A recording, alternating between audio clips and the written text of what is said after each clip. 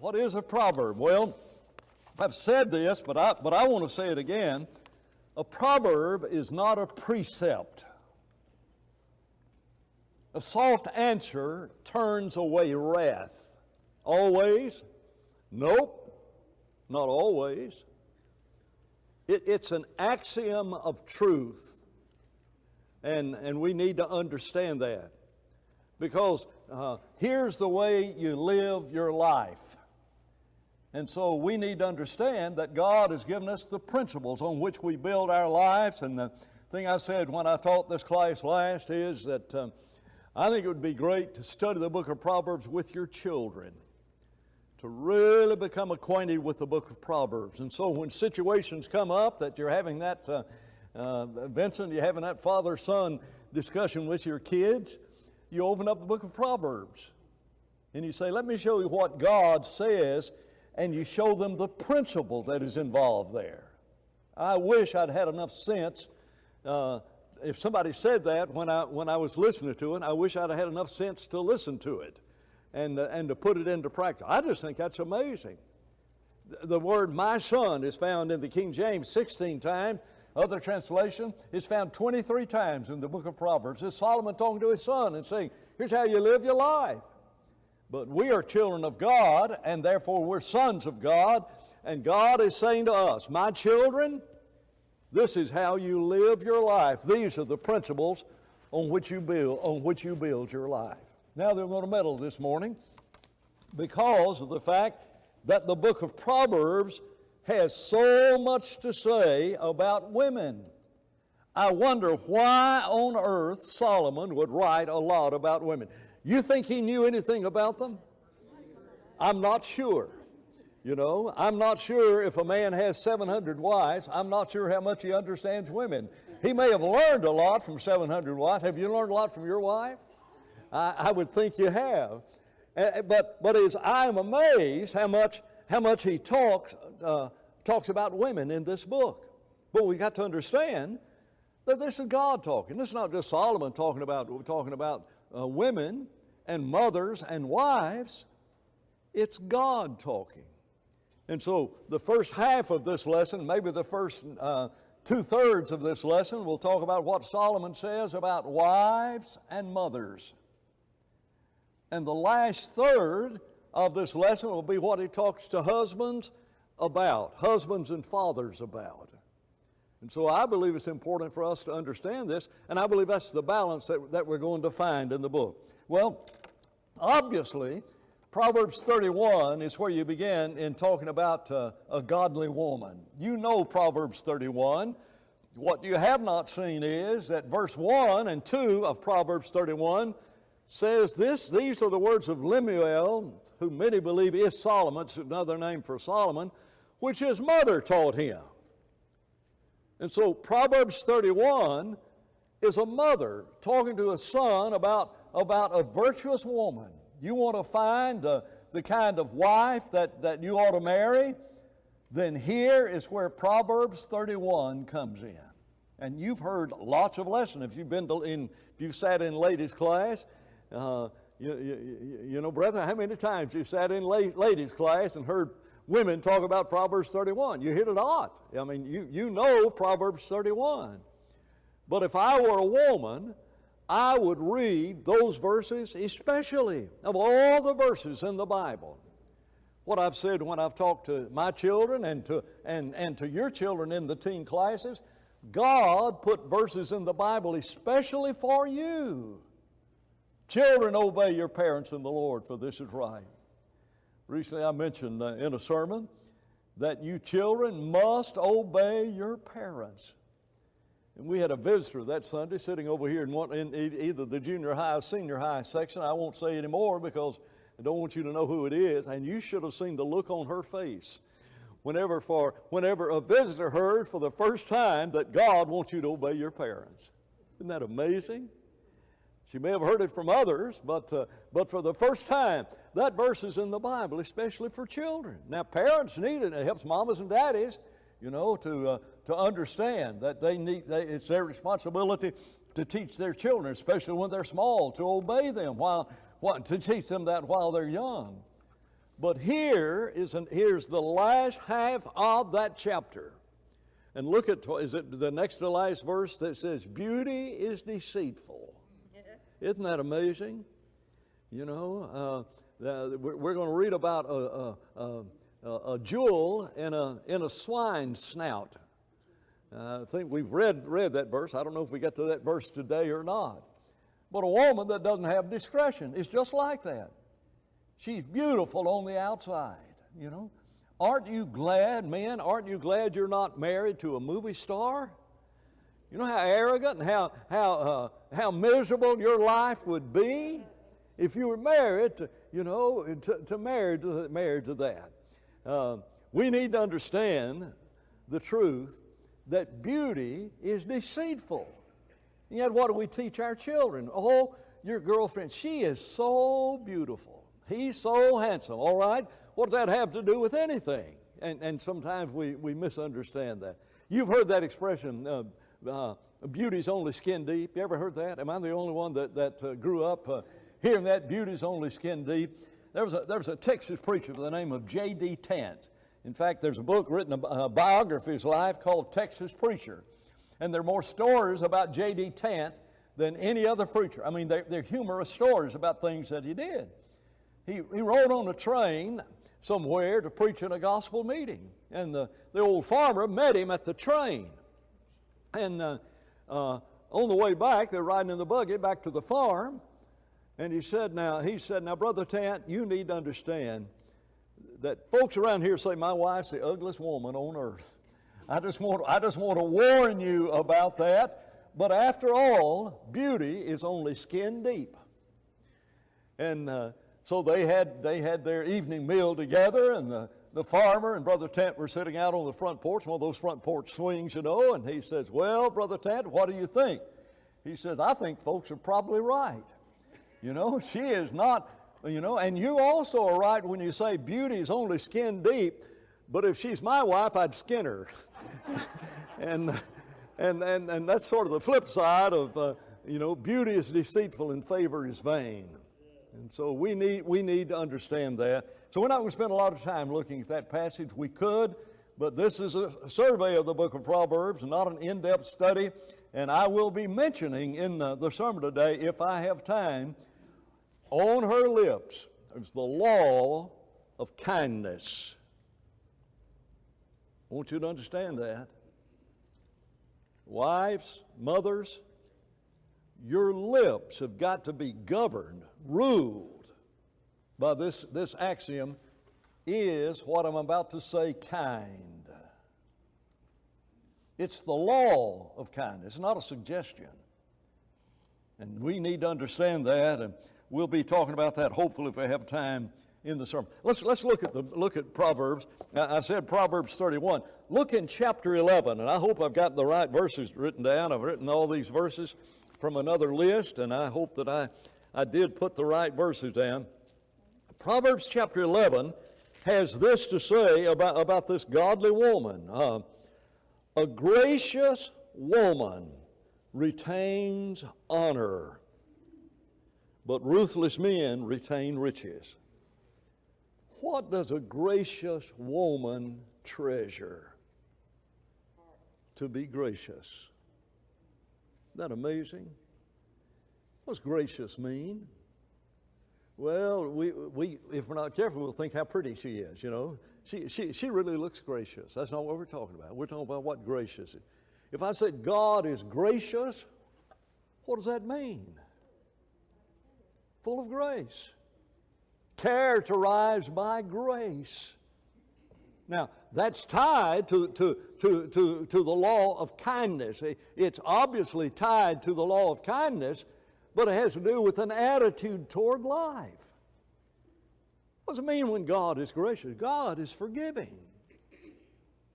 Here's a woman who retains honor, who is respected by all because she's gracious. She's kind, and she's forgiving. Wives, if there's something you've got in your list of mistakes your husbands have made that's more than 20 years old, it's time to bury it. You know, You know, but you understand what I'm talking about? He's forgotten about it. In marriage counseling, you talk to a woman about a fuss she's had with her husband, and she'll remember where she was standing when he said what he said. She'll remember everything. She'll remember what he was wearing. She'll never forget the look on his face when he said it. And you do that in marriage counseling. You get the husband in the room. I said, tell me about this fuss. He said, we had one. And that's all he's got. And you need to understand, I'm not justifying husbands, but you need to understand God has given you the ability to call things to the forefront. And if your husband has tried to correct that in whatever way he tries to correct it, well, he didn't apologize for what he said. Husbands, whatever you said, you need to get her to tell you everything you said in that fuss. And you say, I am so sorry I said that. And then what else? Oh, man, I can't believe I said that either. Why? Because you've got to erase all of that out of her memory. It's there. $175 Isn't that right? Isn't that amazing? And a box of chocolate is not a good eraser. But you know, well, we had a fuss, and I went and bought her. I bought her a card. That's not what I'm talking about. And so we're talking about husbands in relationship to this. But isn't it amazing that God uses the word gracious and says that's the woman that is to be honored? Look in chapter 12. Chapter 12 and verse 4. Here's a man that had all of these wives, and look what he says. An excellent wife is a crown of her husband, but she who causes shame is like rottenness in his bones. Chapter 12, verse 4. An excellent wife is a crown to her husband. Now, I'm not asking you, have you crowned your husband? I'm asking you, do you see your role in that home to honor your husband? Since this whole month we're talking about marriage, and since my sermon is going to talk about this, you know what Ephesians 5:34 says? A wife is to reverence her husband. That's amazing. She is a crown to her husband in the way that she treats him. And I'll say this in passing because, again, I've got such a long sermon this morning. I have no idea I'm going to fit it all in. I'm really, really worried about that sermon this morning. But you need to respect your husband and put a crown on his head.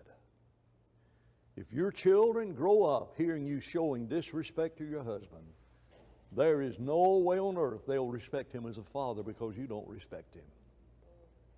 Isn't that amazing? You know, he's a crown, or she's a crown to him. And there's the reverence that she needs to give to him. And so you look at this woman who does not crown her husband, and the parallel of a proverb says, and the flip side of that is rottenness to his bones. We need to understand that the Bible says that this woman, who is an excellent woman, is a crown to her husband. I've got the word worthy there. Look in chapter 18. Proverbs chapter 18, and the reason we're jumping around to this book is because that's sort of the way that he does it. He who finds a wife finds a good thing. And look at the last part of this. And obtains favor from the Lord. If you've got a good wife, guess where Solomon said it came from? Isn't that amazing? It's where God says it comes from. Talking about a husband, a wife honoring her husband and reverencing her husband. Husbands need to recognize the treasure that he has in his wife. And that's exactly what that's exactly what this verse is talking about, because you have obtained favor from the Lord. What I've said to young people, I don't mean this arrogantly, I stumbled across it sort of accidentally. But when I was in the 7th grade, it dawned on me that how happy you are in marriage is determined by who you marry. That's obvious, but it's not obvious until you get it inside your soul. And so I started praying, God, please help me to find a wife on this earth that's the kind of wife that you'd want me to have. And I prayed that. I prayed that in the 7th grade, the 8th grade, the 9th grade, and the 10th grade, and the 11th grade. And my first year of college, is that 6 or 7 years? And my second year of college. And I prayed this prayer the night before Judy and I were married. God, open my eyes. I want to be happy. And I have found favor from the God. Ask and it shall be given you. Seek and you will find. Knock and the door will be opened unto you. You want to teach your children something? You want to teach your grandchildren something? Is to tell them how important this is. Solomon understood every bit of this. That is what? Is that 1822? We already looked at 1820. Is that what we were looking at, I guess? He finds favor from the Lord. Look in chapter 19 and verse 14. Houses and riches are an inheritance from fathers, but a prudent wife is from the Lord. Maybe I should put these last two verses under what the Bible says about husbands. What's a beautiful house if it has in it a woman that doesn't respect you? Isn't that amazing? Now then, think of the happiness that people can have in the poorest of circumstances. And I've seen it. I've seen it. I've seen ladies in this church say to their husband, I'm not going to work now that we have children. I'm going to be a mother.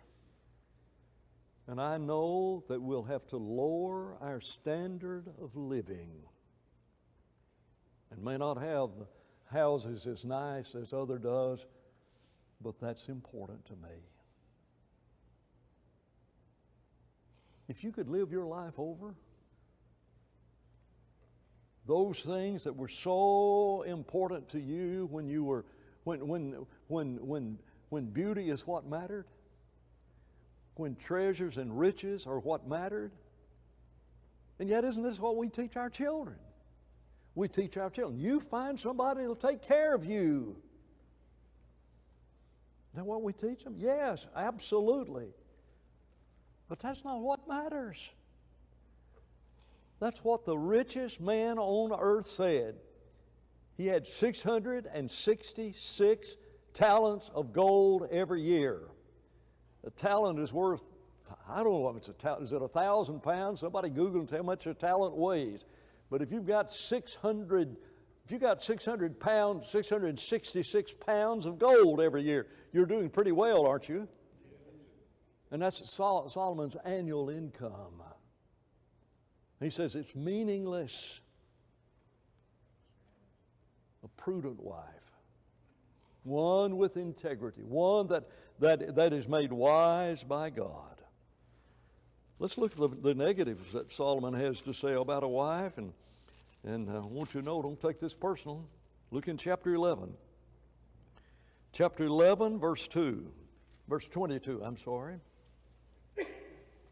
as a ring of gold in a swine's snout, so is a lovely woman who lacks discretion.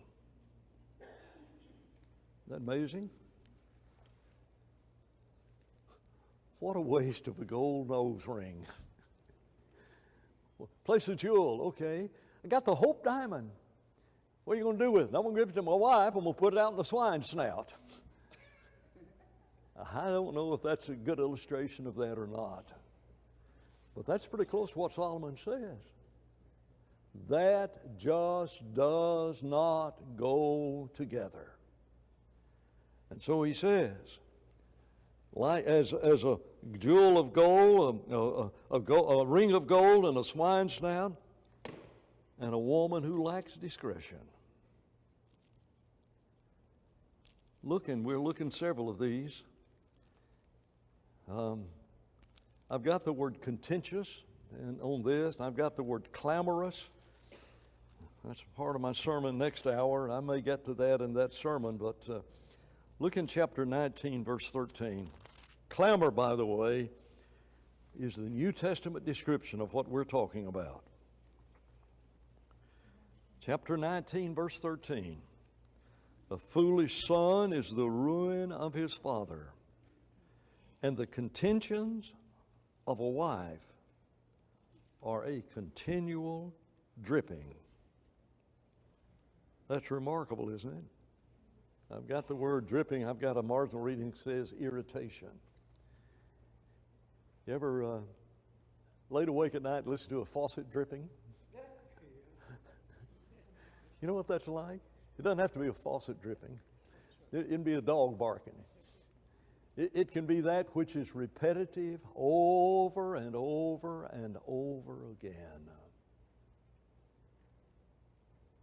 How do you feel about that? When you answer that, if there is contention in your home, and as a wife you are contributing to that, that's the way your husband sees you.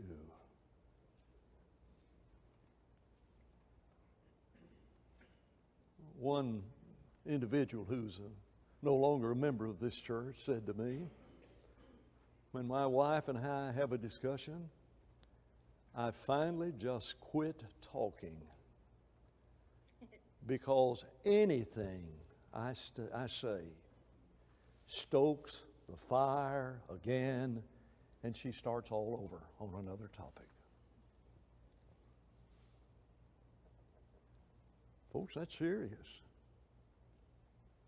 You're talking about happiness and walking into a house that's overlaid with gold, and inside that house is a woman that the minute you walk into the home, the wife says to you, now I want to finish what we were talking about yesterday. I was not through, and I thought of some other things I meant to say. Isn't that what contentious is? Sometimes I'd like to just let you write down what are those phrases that introduce, you know? And also, in addition to that, with that tone of voice. Now that individual who says to me, I'm not going to say anything, may not even want to come home. You know why there's unfaithfulness in a marriage? Because husbands can be guilty of doing the exact same thing. And so what I'm talking about is more generic. But if there is some sweet little somebody at work that's after your husband or that is after your wife, and they sit down and they eat lunch together, you know, at a dinner table in the workplace, you think he's going to want to go home or you want to stay there and eat lunch? He might eat supper there. And before long, he'll be eating a midnight snack somewhere if you're not careful. Isn't that amazing? It's like a dripping faucet. Look in Look in chapter, what was that? Was that 1913? I didn't think I was over there. Chapter 21, verse 9. Chapter 21, verse 9. Better to dwell in the corner of a housetop than in a house shared with a contentious woman.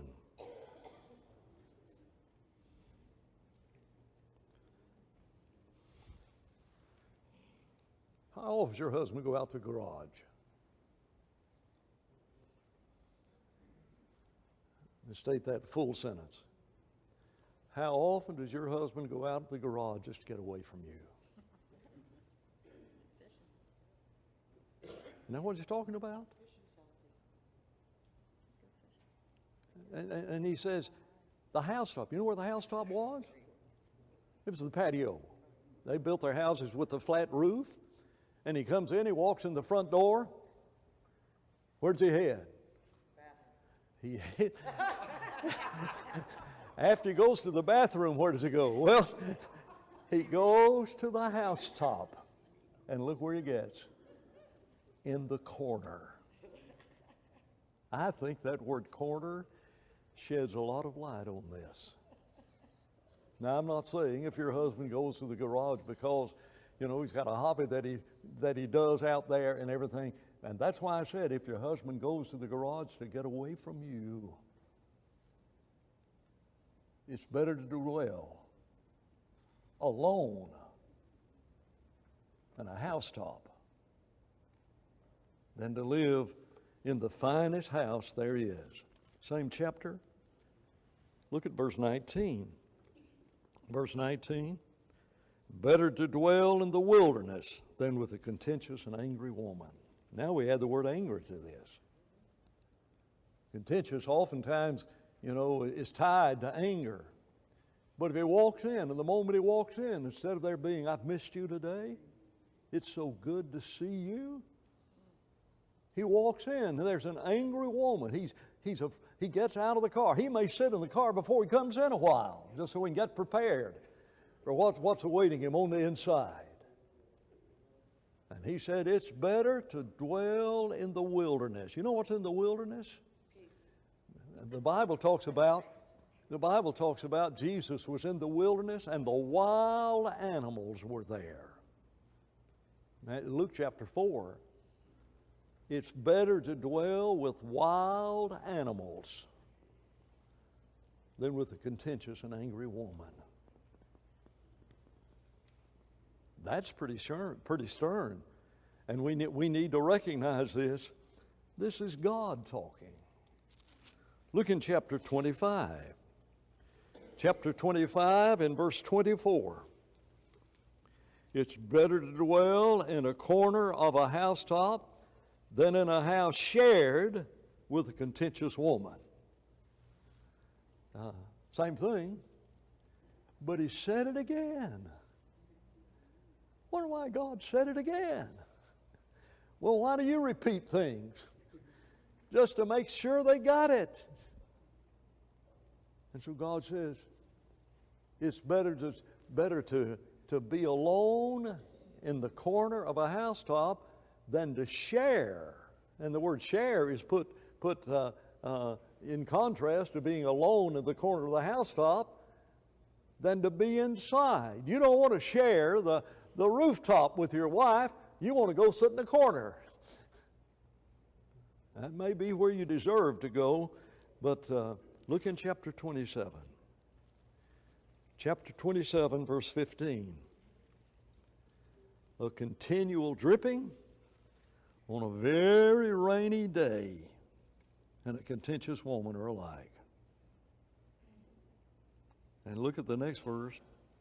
Whoever restrains her restrains the wind and grasps oil with his right hand.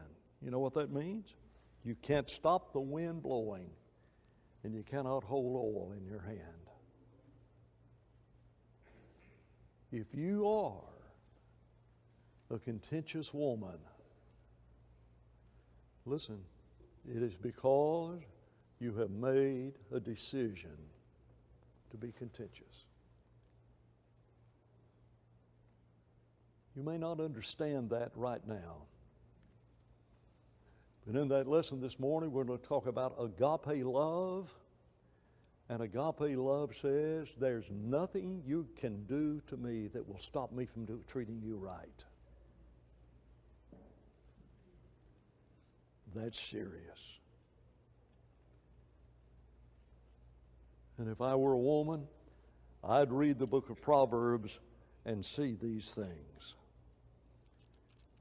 Let's look. She's like a harlot. Look at chapter 23, verse 27.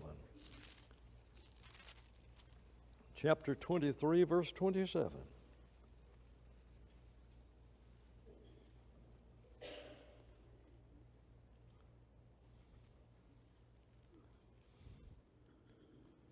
A harlot is a deep pit, and a seductress is a narrow well. She lies in wait for a victim and increases unfaithfulness among men. You know what the opposite of a woman that is not prudent? It's this right here. In this world, there are those women who understand the nature of men and understand the appeal of the lust of the flesh and the lust of the eyes, and is in this world to seduce your husband from you. If he's a treasure, or he may just be a challenge to her, I believe I can get him like I've gotten the 7 other men I've had in my life.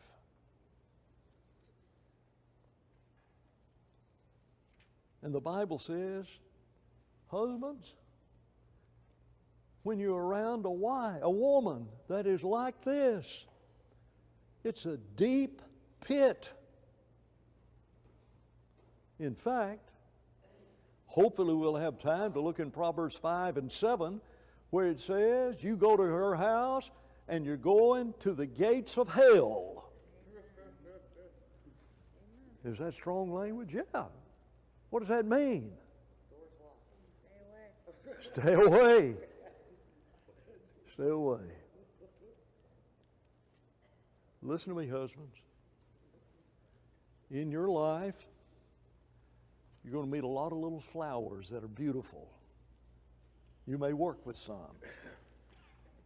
And when you walk into the office, you're going to say, hello. That's their nature, and your nature ought to be to say hello back to them. But when you walk into that situation and that woman says, hello, you're headed on the road to the gates of hell.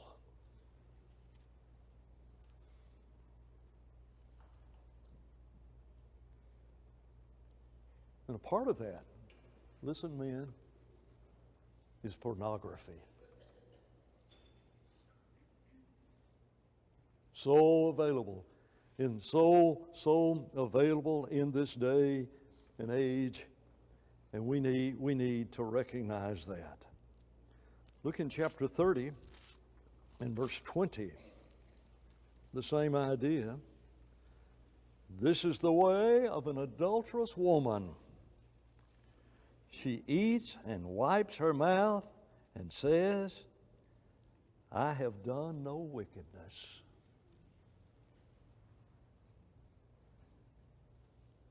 Is that remarkable? Sitting in a restaurant, and she said, can I tell you about my husband? You know, you're in that situation where you happen to be eating lunch with him in some situation. I don't even encourage men. I love what the vice president does. That is, he'll not eat with a woman that's not his wife by himself. What we encourage young preachers is don't you ever sit in an unlocked church building, in a locked church building with just you and a woman in a counseling situation. You keep every door.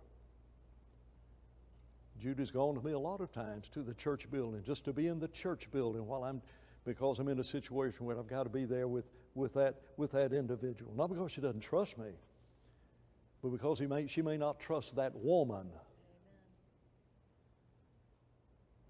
My brother got a phone call one night from a sister in the church and said, "Brother Jerry, could you come to the house? There's something I really, really need to talk to you about." And he got a deacon out of the bed because it was 11:30 or 12 at night. Got a deacon out of his bed and said, "I need you to go with me." He went and he knocked on the door. "Who is this? Jerry Jenkins?" She opened the door and she was stark naked.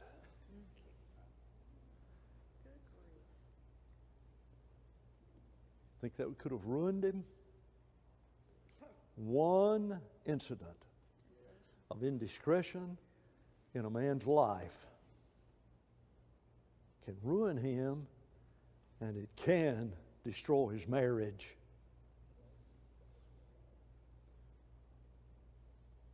And whenever she said, "Well, let me tell you about my husband," and she wipes her mouth, get up and leave the table. Hello? Potiphar's wife said to Joseph, "Hello?" And Joseph took off running out of that house so fast that when she grabbed his coat, he left his coat and kept right on going. Why? Because of this very understanding. And if we don't understand this is the world in which we live, we are as foolish as we can be. Now, what I've said to husbands can apply to wives too. "Oh, I can talk to him so easy, and I can't talk to my husband." Hello? All that is. We'll talk about our marriages this morning. But when he comes home, there needs to be that kind of relationship that an individual has. And then in chapter 30, look at verse 20 through 23, 22 and 23. Well, verse 21. "For 3 things the earth is perturbed, and there are 4 things this earth cannot put up with: a servant when he reigns." Can I say politicians? People who made a mess of their life or have been on their life and pushed everybody down to arrive where they can be. And so we got a politician, we got kings, we got prime ministers, we got presidents, we got congressmen, and they're reigning.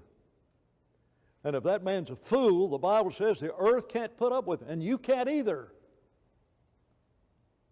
But he says not only that, 4 things that cannot put up with is a servant when he's reigned, and a fool when he's filled with food. If he's hungry, he's maybe out working hard. But you give a fool some slack, and let's see what he'll do. He'll open his mouth, and the earth can't pull that. You've molded these people. Well, let me just tell you what I do. And they got a brain one in their head. You cannot abide it. And in a proverb, the Bible says, "And the earth cannot put up with that." And then he says, "A hateful woman when she's married, and a maidservant who succeeds her mistress." Think about Hagar and Sarah, the maidservant, who took the prime place in that marriage. And finally Sarah said, "Get Hagar and Ishmael out of this house." Cannot abide it. Same thing about Jacob and Rachel's handmaiden and Leah's handmaiden. Can't put up with it. And finally he says, and I've turned it says a hateful woman when she's married. I have not enjoyed teaching this, but I hope it's helped. And in keeping with teaching and covering the fullness of the message of God, every woman in this assembly needs to hear what we've said. And every man needs to hear what we've said and not just intellectually receive it. God is talking about your soul and your worldview. And I thank you so much for listening. And I have enjoyed teaching this because of the way you have responded. Thank you very much.